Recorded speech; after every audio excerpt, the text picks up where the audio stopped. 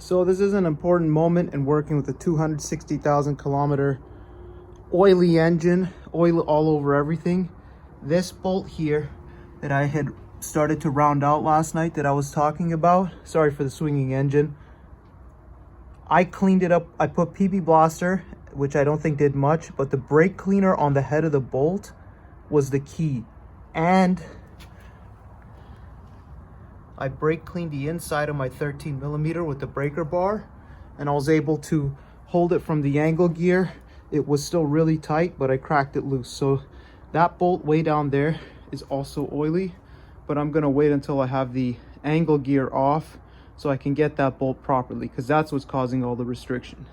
There's the angle gear out in all of its glory. And looking at this side, the splines are all healthy and the car was running good. The fluid is honestly pretty clean that came out of the angle gear too. But now that I got this off, here's the crazy part though, okay? And I think this happened when they were doing the exhaust manifold gaskets. They spilled gasket maker. Look at the bolt that I had previously from the back complained about it being really hard to get to with only a mini wrench. Now that the angle gear is out of the way, it's the last bolt securing the engine to the transmission. But the main thing here is there is gasket dropped all over it. And when I first went to get that bolt undone with a small wrench, I had to scrape off gasket maker. And I was like, oh, why would they put a plug, a plastic plug on top of a bolt? And it didn't make sense because it was so even. But now getting closer, now that I brake cleaned it off, I'll probably be able to break it loose with the mini breaker bar. But you can see literally the gasket if the lighting will allow it. You see the lighting allows it, you can see that gasket maker there. So I'll scrape that, get that off, and then we should have the transmission separated in no time. What I've done is I've re-rigged around transmission points. So now I have 2 points holding the transmission. And once I get the bolts out, it's not just gonna fall down. As you can see, I've also lowered the entire contraption so that when it does go down onto the mat, the rest will, you know what I mean? It's better than it trying to even protect the straps. So the straps are a secondary measure so that things don't fall all over the place. Or else I could probably just undo it here and just gently roll it onto the mat. And so what I did is I moved the angle gear out of the way. It's over there in the corner now. So, oh, and then what I wanted to show you was that big respect to Volvo bolts from the era. 260,000 kilometers of Montreal and Toronto. And once I brake cleaned it and finally had actual access, the other bolt that I thought was stripped, also I was able to break loose very easily. And you see it coming out here. So now I got to pay attention because the transmission might decide to take a fall on me at any second. So see you soon. I lowered it down even more to the point that it was sitting on the tire. And I undid the one strap that was in the transmission mount here. It was just putting too much tension to be able to fully separate it. It was good to get it broken off, just so that you could have the gap open, know that it's released. Then I took the straps off. They were providing too much resistance. And I just bear hugged it from this side and I gently put it down on the ground.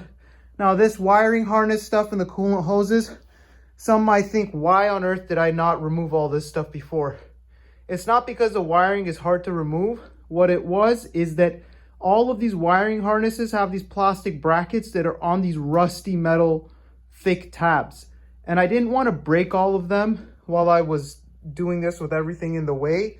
But that's something I'm gently going to do now. The only thing I had to pay attention, and you can see everything is fine, is for none of the wires or the looms to go under the metal part of the transmission. And just being gentle, they're all fine. So we'll work on getting all that off now. And if you see here, I don't know if that's clutch material or what it is on the floor in there, a bit of oil. And here's that sensor, the gotcha sensor. So see, it has 2 T40 bolts that go into the block side. And then there's one 10 millimeter bolt. I can't remember exactly where it was. It was right around here. And you can get that easily from the top. And for reference, that is the location of it, right below that water pipe there that goes to your heater hoses. So that's where the location of that geared thing is. And as I pulled it out, because all three of the bolts were loose, again, like I said, the vertical one, I can't see it on here exactly where it went. Actually, oh, there it is. So it's on the other side, so you can see. You got to get all three bolts out or you're going to break this piece when you separate the transmission. So here's everything, and I'm going to keep working on it. But now we've got our engine separated, and I can work on getting it ready to put on the stand now. So maybe I should have done it earlier, but I had maybe 3 or 4 of those rusty metal tabs, which I just got out with that orange trim puller and that flat blade thing there. And there was a rusty ground left, and then everything came out together for the wiring harness. Pretty simple setup here, and just don't hang it by that T-joint. I have a bungee on that. That's one of the airbox mounts actually there. So it's a strong point, it's a bracket point, and I just have it hanging there from the boat rack. So everything will be fine. And from this place, we can really see we're gonna get all new wiring loom. There's wiring looms that don't degrade like these Volvo ones. They're more high quality, have a certain rating. I can't remember off the top of my head right now what it's called, but we're gonna redo all that casing, and we'll continue. So now that we have all the wiring harness stripped off everything, I just wanted to give a visual maybe to help some people. And although it'll be much more difficult for them to see on the M66 exactly how the clutch line runs, that's the car side. I just cut that hose when I was removing it.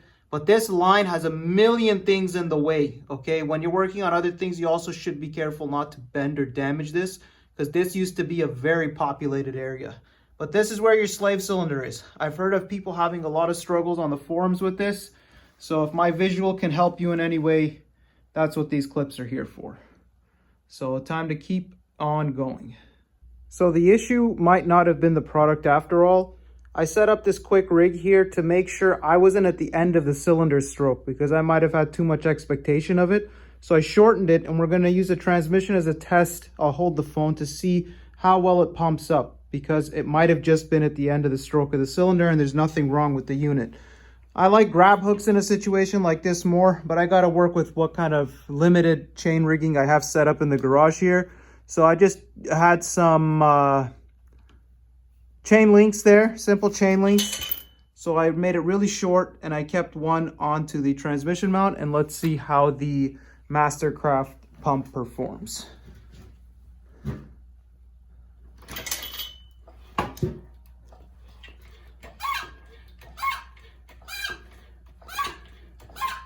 Video died there. We're back.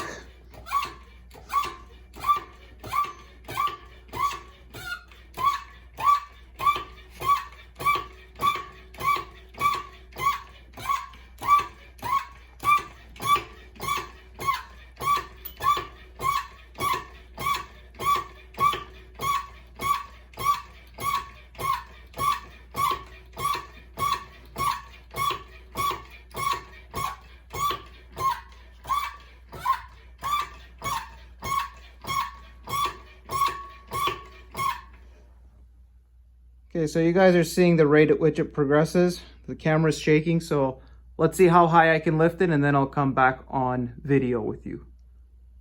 Okay, so I'm happy to say that the product is working just fine. You can see the angle there on the chain. So we got the transmission nice and high up off the ground. So it's when the pump gets towards the end of its stroke, it starts to squeak a lot more, and then it lifts by the millimeter, but that's because it's getting to the end. So fortunately, this is a good product, and I maybe recommend it. So far, it's been just fine. Let's see if it helps all the final organization sequences, which I'm sure it will. See you guys soon. So this is what your garage will look like with limited P1 all-wheel drive parts in it, if you want to just quickly do something. So there's that wiring harness. I got the transmission here, and the engine, cylinder head with the valve cover, angle gear, turbo. So we're going to set the transmission down over there.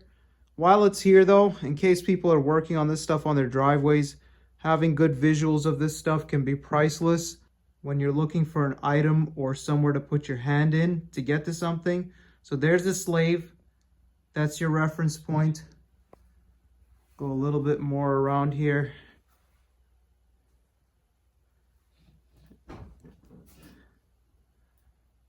And I'm just gonna leave it right here for you guys so you can see all the bolt holes for the angle gear and the actual transmission to engine mounting.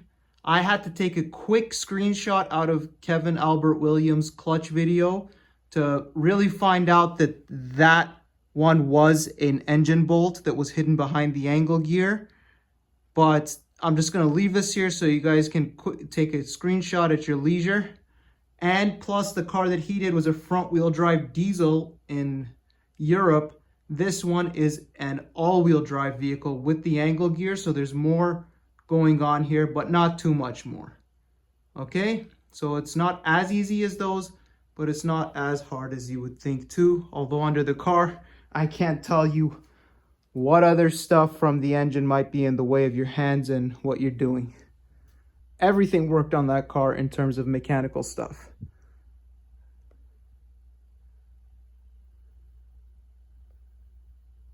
So I'm gonna push it over and roll it onto there.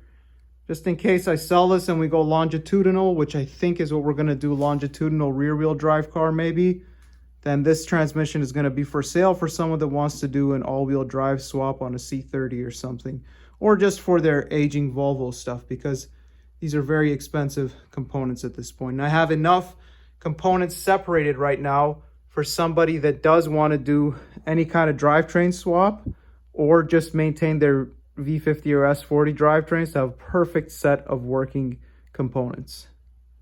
Lowered the transmission a bit there so it would clear underneath the toolbox there. You can obviously carry this, but you guys saw why we did all these tests earlier for the floor jack thing. So yeah, let's get on with it.